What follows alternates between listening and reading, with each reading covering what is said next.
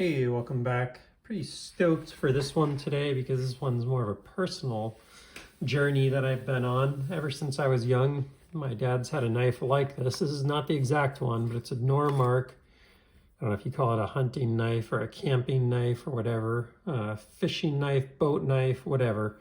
What my dad used it for was, when I was growing up, his boat knife. And I don't know if it's good for a boat knife or not. Honestly, it doesn't really matter to me that much. It is what it is.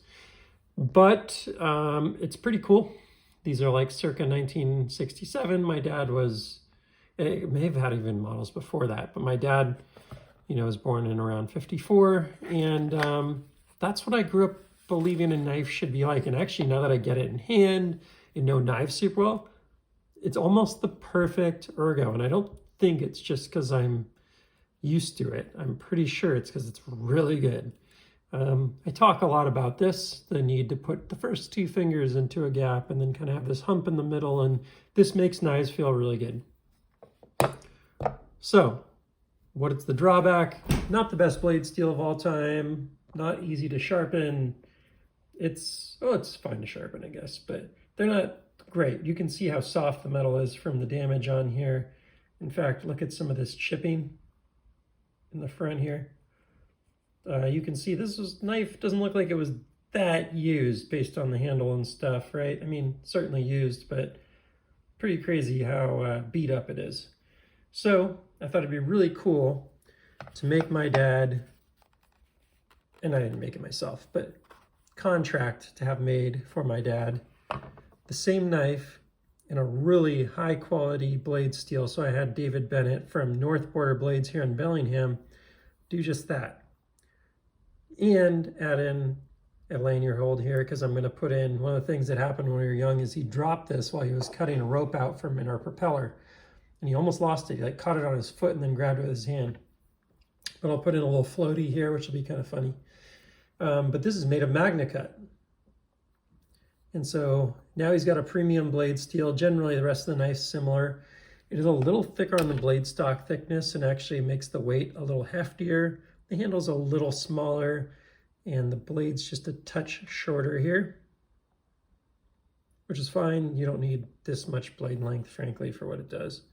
I actually like the original handle a little more in terms of what it feels like in hand, but if you choke up like this or do one of these cuts or whatever, it's just as good. This was really good though. I love the ergos on this knife.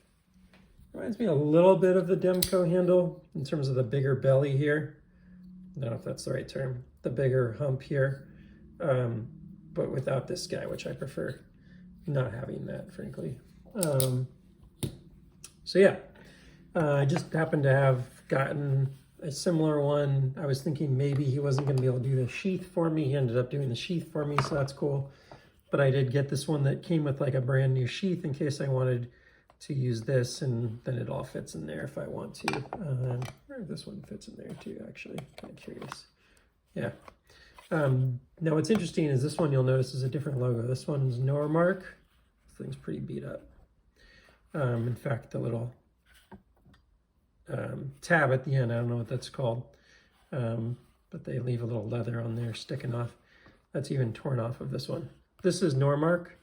This is actually Fiskars, so don't know what the deal was, but there's some relation between the two of them.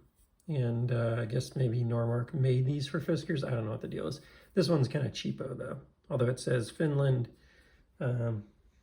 This one's actually really clean. This one's barely used, which is kind of cool. It's cool finding one in this kind of condition. You'll actually see this is a different handle here than this one. This one feels much more quality.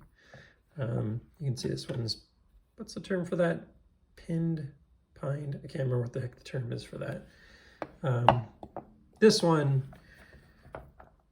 not the same at all. This thing is it's not a full tang, but runs the full length or whatever, and somehow he affixed this to the end. He was originally gonna have this threaded on there.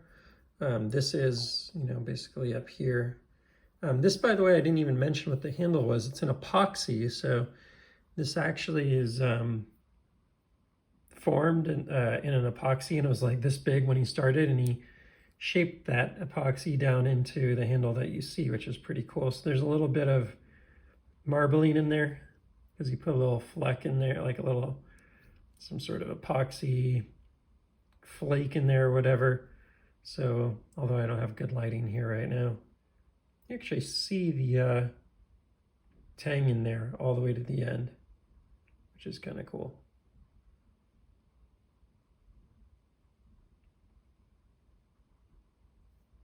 So yeah, I'm really pleased how it turned out.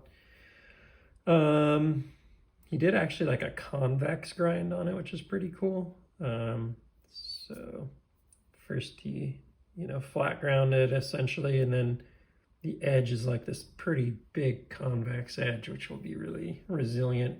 It's Magnacut, should be well heat treated. So I doubt my dad's gonna have to sharpen this very often. He could probably strop it for years without him having to actually really sharpen it. He does have a pretty good sharpener though if he needs to. So cool. What do I not like about it? It's a little issue there in the Magnacut. It's not beautiful, right? It's a custom knife, so it's fine. Also, the price is right, by the way. As I go into what I don't like about it, let me just say that he does this for fun, and he charges about half of what this would cost if I got this custom somewhere else. So it's pretty cool. A little bit of miss here on the grind. So he did like a hand rub satin, and then kind of missed here when he hit the grind on the sharpening, and kind of messed that up a little bit there. So I don't love that. It's a little smaller, so I talked about it. The shape's not quite as ergo. Feels a little more slippery here. I really like the fact that this kind of keeps you out of potentially slipping up into the blade. So I don't know if there's enough room there for him to take this down any further, but I would prefer to have a little deeper pocket here and here, so that, I wish this kind of popped up a little more in the belly. Then let's check the weights, because one other thing I would like would be if it was a little lighter. It would be kind of nice, but it's fine. But these original ones, I believe, are a little lighter than this resulting one here. So this guy's 3.65 ounces. And this guy's quite a bit heavier. Actually, it doesn't feel that much heavier, but it is, I guess. 5.45 ounces.